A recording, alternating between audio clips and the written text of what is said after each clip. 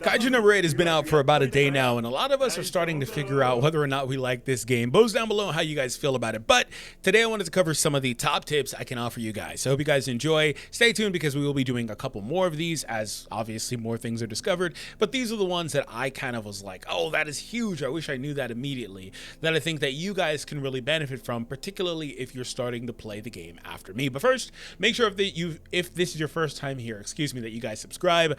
80% of the viewers aren't subscribed, so make sure that you do join in and subscribe for more content like this. Also, we have a quick word from today's sponsor, GameSir. Meet the GameSir G7 Pro, the ultimate wired controller built for PC and Xbox gamers. With the Hall Effect sticks for zero drift and the customizable back paddles for pro level control, along with the swappable magnetic faceplate so you can make it your own. Make sure you check it out and buy one today via the link down below in the description. This thing has been a massive game changer for me, so I know it'll do the same for you. All right, so the first thing I want to tell you is that when it comes to this game, there are both 5-star characters and 5-star weapons available in the gachas. However, one thing that's going to happen is inevitably you're going to pull 5-star weapons, right? And you may or may not have characters that can make use of those weapons, because not every character can equip every weapon, at least not ideally anyway. So that being said, what do? Do you just wait for the character? You could technically do that. For example, I've got some weapons for Rin and I don't have her, so there's that. I've got 2 of them in fact. So what I will decide to do, as opposed to waiting and enhancing it and all that stuff, is we can actually go over to the shop and just flat out, not shop, we'll come back here. We can go to the storage first and just flat out exchange it. So in the storage, you can come over here, find a weapon, make sure you unlock it first, and not enhance, you can actually hit this button in the bottom corner saying disassemble. It's kind of like really light, you can almost barely see it. Disassemble right there, select the weapon that you want, and this is valuable because what it does is it gives you this resource here, this gem, which can then be turned into an exchange for another weapon one time. That's actually really big. I'm actually curious if you can exchange more than once, if it just goes up. We're gonna find out right now live in the video. But that's really big because what happens is with that, you can actually turn that into, I came back here, another weapon that you may actually be better off suited with, right? So we can use that here in the weapon exchange, and as you see, I can pick any of these. And so if I had a character that I was working on specifically, I could do that. And so I will pick up Gen's weapon. All these weapons are really good, and yes, the SR weapons are good as well. There's not really like a ton of like, you need this, you have to have that, but there is some leverage that you have. And again, these are important, but not the most important thing because of the optionality with the other weapons. But these also do enhance, so they can get much stronger with the dupes. And as an SSR, I would say that, investing in an SSR is really strong. So we're going to go ahead and grab Gen's weapon. All right, so there we go. We grabbed it. And now that we've got that, that's huge. We got this for free, technically. Can we do another exchange? No, we cannot actually. Can only do one exchange. Monthly exchange limit. So that's the thing. I was wondering about that. So once per month, you can do one of these. And you see why though, right? Because that's actually broken as hell. So another tip is don't do that too fast. Because now what I've done is I've locked myself into this. I'm cool with that. Against great. But I've locked myself into this for a month. So don't do that too fast. That's a retroactive tip. But you see how broken that is because these are gacha specific. We just went in and basically swapped out a weapon I didn't care about, not at this point anyway, for one that I will be using and enhancing on a character that I use in every piece of content right now. So that is a huge tip. And if that was helpful for you, make sure you hit that thumbs up. I would greatly appreciate it. Now let's pivot backwards. We're gonna rewind time and we're gonna talk about the 5-star selector. So when you first start the game, you will be greeted with the opportunity to grab any 5-star character you want. Now, firstly, my number 1 tip is, as always, grab whoever you want. Screw meta, whatever the meta is at this point. It's a single player game, whatever. Screw meta, take whatever you want that's gonna keep you playing as long as possible. So that's the first thing. Next, well, the answer to that question is Kaiju number 8 or Isao, actually. And also Gen is in that list too. So you may have seen my tier list video, and I've actually come to a decision to shuffle it all up, like quite literally.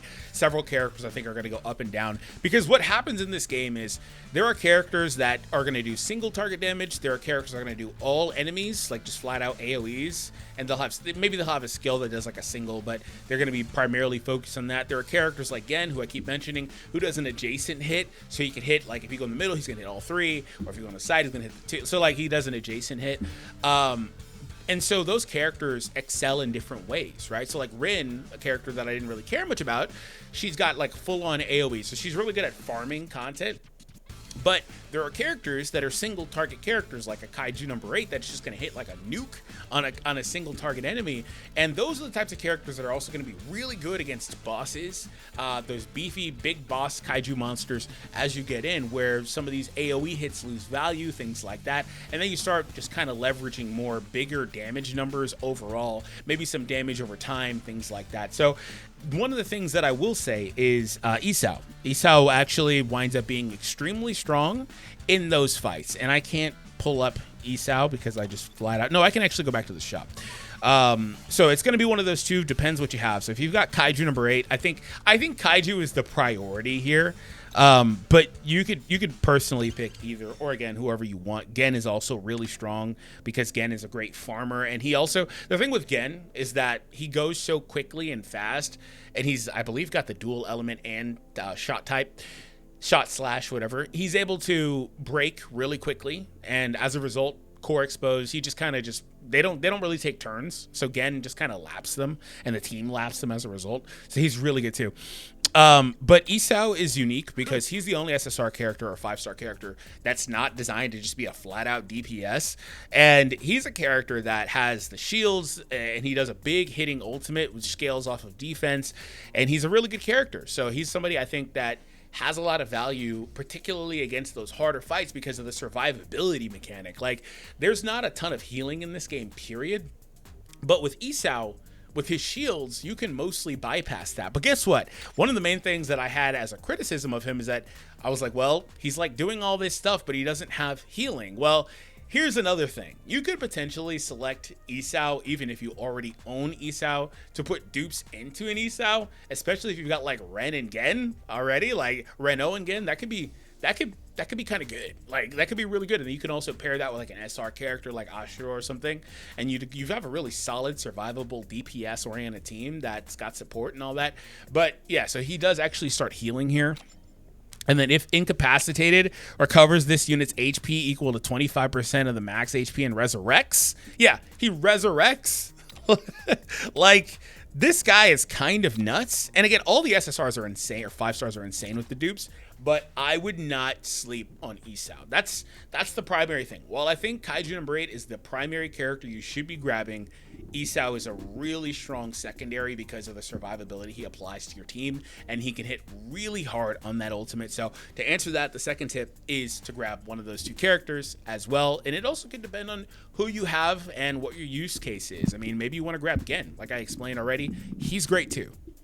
So since we've been talking about characters, my next tip is also character/team related. So the first thing I want to tell you on this topic is don't go too wide. Don't go too crazy with this. Don't try to build every character in your box. There may be use cases for some of them, but in a lot of cases, you're going to wind up using the exact same characters, give or take one or two. And at that point, you don't need to build and invest into every character at the same point. Unless you're going crazy, you know, refreshing stamina, all this stuff, you're not going to really have the resources to do this anyway.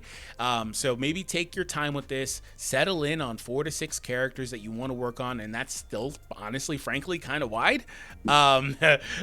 So keep that in mind too. Maybe you invest higher in some of those characters, like the ones we've talked about up to this point, and less into some of the other characters. And in terms of like team building, just in general, I've really settled on either 3 DPSs and 1 support, or you can technically deploy 2 DPSs, a defender and a support. The defender being Isao. He's a support kind of character, DPS kind of character with the ultimate. He can do that too. But you can kind of do something like that as well. So like, for example, what would that look like? You can say Kaiju number 8 out there with Reno, and then Isao. And then also for the support, that is up to you. It depends what you value. There's a couple of other supports. Most of them are going to be SR based or 4-star based, but I really like Mina. You can use the 4-star Hoshina. There's a couple other characters that are really strong supports, but what you're doing here is you're really trying to get that extra damage up out of these characters. And so you'd have, in this situation, you'd have the survivability, shields, all that stuff from our boy earlier.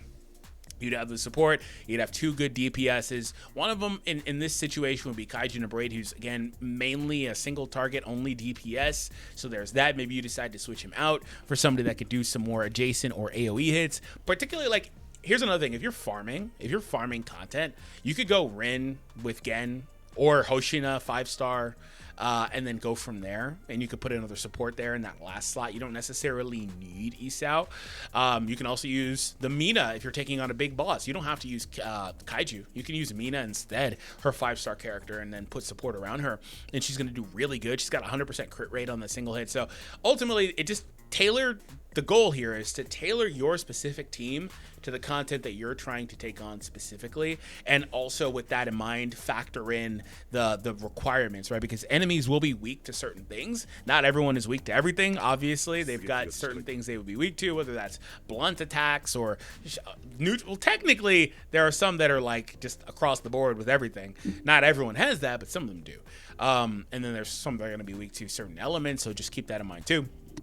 But yeah, overall, tailor your team, yes. But 2, when trying to do so, and again, try not to go too wide, you want to make sure that you're using the principle of having 2 to 3 DPSs and a support character. That support character can also, if you find yourself in a situation where you don't have survivability, you don't have tankiness really on your team because you don't have Isao, and he just kind of does that. Technically, there's a mini Isao here with Kota, but I wouldn't really go that far personally. You can do Akari if you need a healer. She is a dedicated healer that you can plug into your team, and that could be useful to you as well. So that's another way that you can kind of handle this and make do if, again, you don't have Isao. Because, again, you see why I spent so much time glazing Isao, because he is very unique in what he does. So I think that he's a character that most people should be trying to get if you don't own him, which unfortunately I fall into that boat. I've been trying to get him, but I can't, so can't be mad. I've got a good account, but you know. All right, so I got one more tip for you guys. Try not to do these 2 things. Actually, I said 2 things. 1, try not to summon too much on these gachas if you can't go to the pity. Now, the good news is that this game has like 3% overall rates. That's nothing fancy, right? But most of these games are coming out here with 1% rates. So you're going to get a decent amount. And that's funny because we had moved on from 1% and then it went to like 5% and then it went back to down to 3 and now it's down to 1. Like, it's weird. And some games are kind of like at 3, like this game is, and they've got the feature thing at 1. It's all over the place. Anyway, so this game, right, try not to go too deep on these banners unless you can go all the way to pity, because what happens is you're just going to get these medals and not be able to get the character otherwise if you can't. But the good news is, again, I talked about 3% being okay, I guess. These actually do carry over from what I saw. These will carry over, so keep that in mind. Also, it remains to be seen, but on the low, right, be careful with the game gacha tickets. They're throwing these at us right now. It reminds me a lot of solo leveling, and it wasn't a problem in solo leveling because they were able to keep it going. But I remember doing a video just like this a year and a half ago for solo leveling, and I said, hey, these custom draw tickets is what they're called there for the general gacha pool. They're like candy. They're giving them out like crazy. This is what you're going for. Pull them as much as you want because you can get them super easily. But what they did was every couple weeks, the characters that were here were getting ported over there. And so you had a situation where if you didn't pull the character, if you decided to skip the character, you could actually, and their economy is different because they actually have a pity. This game doesn't have a pity. I don't think it has a soft pity. They have a selector on solo leveling, so you could choose. It's different. But that character would get funneled over here. You could choose that character and then pull as much as you want and get them here. And so the reason I bring this up is I don't know how long it would take for Reno, in this case, to get ported here. Some games take a month. Some games take a few months. Freaking Persona 5 is like, we're going to take 6 months. And then, like I said, solo leveling was like 2-3 weeks. So If you can be a little bit patient with these, I would recommend it because it may pay off more in the long run, especially right now as we don't know enough. Check back in like 3 months, we'll know, right, what the plan is. But that could pay off a ton for you, so you're not caught with your pants down as they put maybe a couple characters in there that are going to come out and the weapons and stuff, and you don't have any of those tickets to pull. Now, again, if they keep the economy flowing with those tickets, it's not the biggest thing. Like I mentioned earlier, it never really was a problem on solo leveling, so keep that in mind. But that is a tip that I want to kind of throw out there as a just caution to the wind, right? And then also, this does have its own exchange too, so I'd assume eventually the other characters would get added to this exchange too. So this is more of like an old school style gacha. It doesn't have the 50/50s. It's got a little bit higher rates as a result, right? You're gonna get more fluff in there because the featured stuff is still 1%, but you're gonna get more fluff in there for what it's worth. But you can, like we mentioned earlier, turn that fluff into other stuff at least once a month, right? For the weapons anyway. But then you can also exchange them directly here.